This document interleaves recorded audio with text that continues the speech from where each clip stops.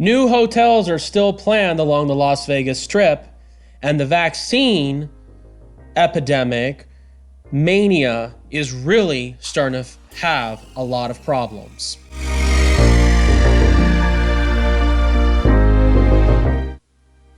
All right, everyone. Hope everyone is doing well today. Well, the future of Las Vegas is very uncertain.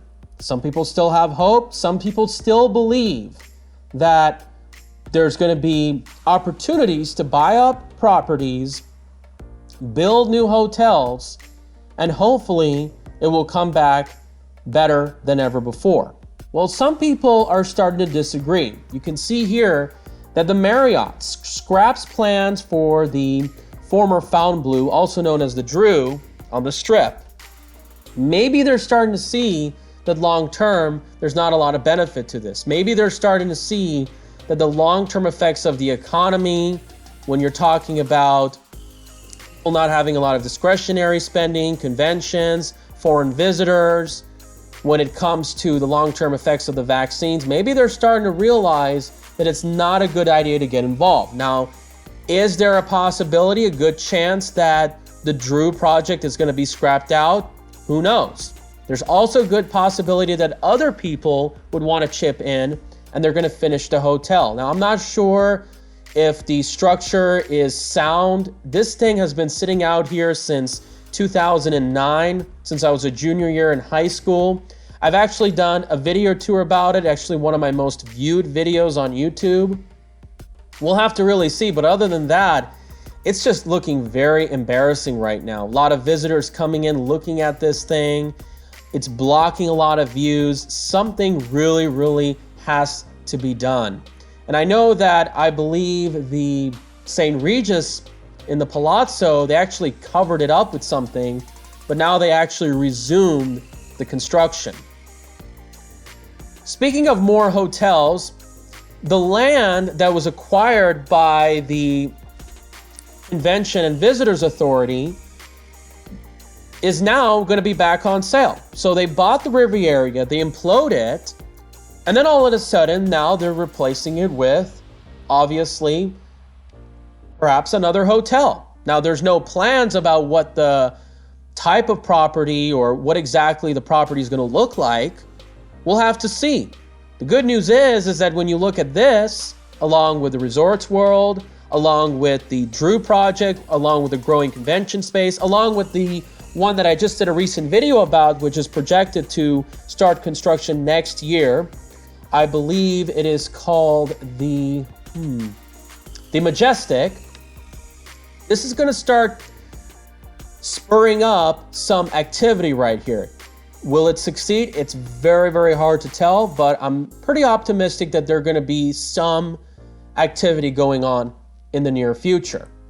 And even the south end of the Strip is starting to have some activity. Now, the thing about these new hotels that's being planned, they're not as large, they're not as eye-catching as the hotels we used to build about 20, 30 years ago. You can see here, it only seems to have about like 10 to 15 floors, and it's a pretty isolated location. Nevertheless, there are still investors that are out there trying to make a difference. Now, I think similar plans like this was on the books as far back as 2015, and not to mention the All Net Hotel. Whatever happened to that project? Think about it, we replaced the Wet and Wild water park. We have to see how this plays out, but then again, you have to keep in mind that there's a lot of people that are not optimistic about the economy, because if you look at the housing market, if you look at the vaccines, all these different things, it's going to really start to contract. And speaking about all this, when you really want to talk about the truth, when you want to talk about what's happening with these so-called elected officials, and this is, of course, Suzie Lee, when people were talking to her about her shady dealings, insider trading, well, we see how they treat you.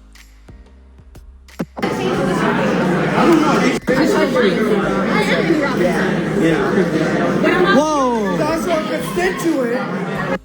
This is Mindy Robinson. She ran for her district of Suzie Lee. She didn't win the primary.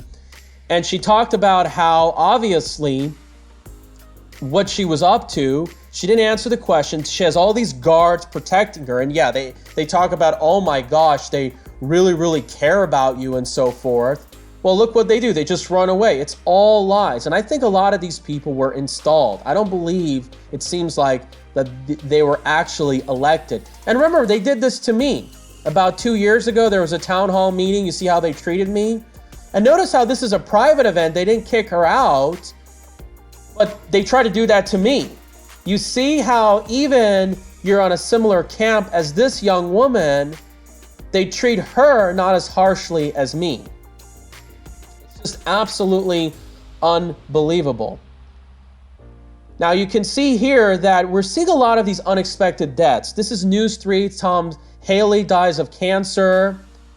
You're also finding out that a CEO of Hasbro just died. And of course, Colin Powell just passed away today. So what's exactly going on? I have a feeling they're not telling you the truth about these deaths. I have a good feeling a lot of these people were vaccinated and they're just blaming the same old COVID virus for exactly what's going on. Now, let's just take a look at a lot of these posts that I just pointed out right here. You can see that the airport renaming is still in effect. They haven't dumped the plan, but I filed a complaint against Tick Sickerbloom, the guy who was the largest proponent.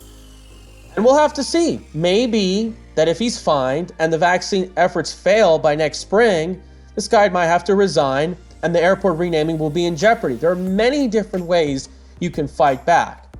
And as you know, Kamala Harris is just visiting in town about the Lake Mead water levels coming down.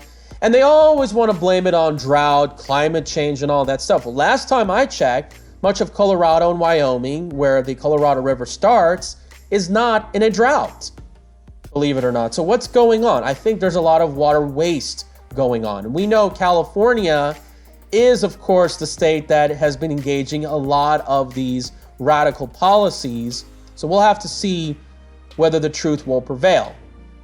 As you can see here, Sisolak was involved in a 2-car crash between Rainbow and Russell. Makes you think, do these people really drive? I've actually seen Sisolak drive.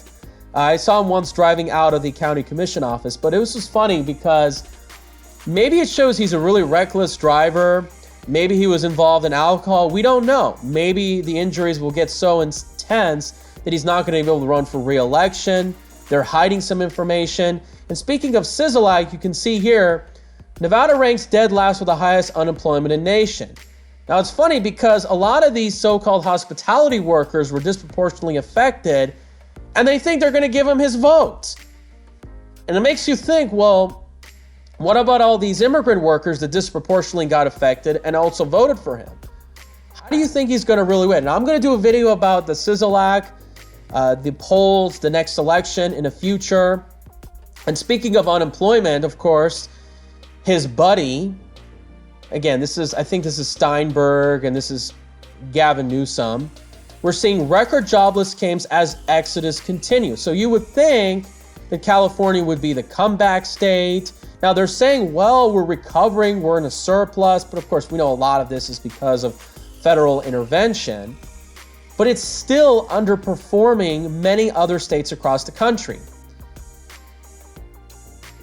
Unemployment rate is soaring right now, and it just hit a record, tied along with or near the rate of Nevada. And it makes you think, why would they keep him? Makes you think, was that election actually legit? And now, of course, he's giving out stimulus checks and all this kind of stuff. It's absolutely very, very sad. It now counts 30% of the new claims, even though it's 11% or so of the labor force. And by the way, I heard it's about 30% about the welfare recipients. Unbelievable. It's just really, really sad to see what's happened. Only recovered 62% of the jobs. And remember, states like Idaho and Utah have more jobs than they did in February of 2020. And they're looking for a police report of Sisolak. Let's take a look right down the articles. I've posted about this earlier. It seems that employers are becoming less picky about college degrees. Could this be a sign that the Vegas economy could diversify? Because they look at the percentage of people who have college degrees in Vegas, and they see the number isn't very, very high. And as a result, well, guess what? We can't diversify our economy. Perhaps when people have a second thoughts about credential levels, this could change the game. There's no question about it. I just posted this earlier. The Remain in Mexico policy is coming in November. Oh my gosh. Then perhaps you can admit that Trump was right. And I have a feeling that Trump really wanted the other guy to be the resident in the White House. And then the things get so out of hand, they get so embarrassed. And in order to prevent further embarrassing, the border just continues out of control chaos. Well, then Sleepy Joe is going to be like, okay, no, we have to bring back the Remain in Mexico policy. And then literally Trump is going to be laughing his you-know-what off, which further proves that he's correct. And by the way, they just stated that about 200,000 of these folks have been released. And when you think about it, it's going to probably be like 500,000 when you factor in their anchor babies. We've got 3 million people that are going to be released in the street. So people are telling me, well, Vegas economy is going to recover. Yeah, well, a lot of people are going to be left out on the streets. They're not going to have jobs. Not to mention the fact that the stimulus, the checks and everything is not coming up as they used to. How do you think it's going to really happen? You can see these politicians are continuing the pandering. UNLV is giving scholarships to dreamers, also known as illegal aliens who arrived from their parents' permission. The Boring Company, I did a video about this earlier, about the people mover system. They're planning to essentially expand across the strip. Hopefully they'll expand into outer fringes of the valley. This is actually one of the few good things that Clark County has done right in the last several years. I'm going to do a video about the housing market. The $600 wire app are reporting to the IRS. Yeah, it shows how inefficient our income tax system is. Unbelievable. I mean, people can earn income through other means. Illegal aliens still can get paid under the table. Maybe this is just telling us that we have to find other means to generate revenue other than the income tax. There's a lot of corporations that are not paying income tax. Yes, the wealthy and large corporations still pay a very large component of the taxes, but there's still some people at the top that are able to evade them. I wonder if any company that moved to Texas for its business climate is now complaining about the vaccine order from Governor Abbott. Now, it makes you think that, well, maybe these companies are fleeing to Texas so they can import voters, buy up their politicians, and change the state. That could be a possibility. However, polls have shown that out of Texas-born voters in that state were more likely to vote for Ted Cruz. You can see here they're still trying to obviously do some redistricting. You can see how rigged these districts are. There's no district that's only on the outskirts. You can obviously tell that the whole purpose of this was just basically to redistrict, give people a false illusion that they care about you, race pandering and so forth. You can pretty much get the picture. This is why I keep telling a lot of people either add more commissioners or essentially break up the county for good. You can see here more race baiting. They're trying to train young Hispanic leaders to become powerful. It's just basically more race baiting from Metro Police. Hey, in fact, they had one person who speaks Farsi. Well, maybe good for me, but nevertheless, like I said, we have to focus on character, not the race. Individuals are different, but groups, no. Groups are different in terms of average performance. Individuals, you don't judge them unless if you get to know them. Absolutely. It's just unbelievable when you think about it. I'm going to be doing a video about the demographics very, very soon. Yeah, like I said, the Democrats never brag about how great the state of California is. It's absolutely unbelievable.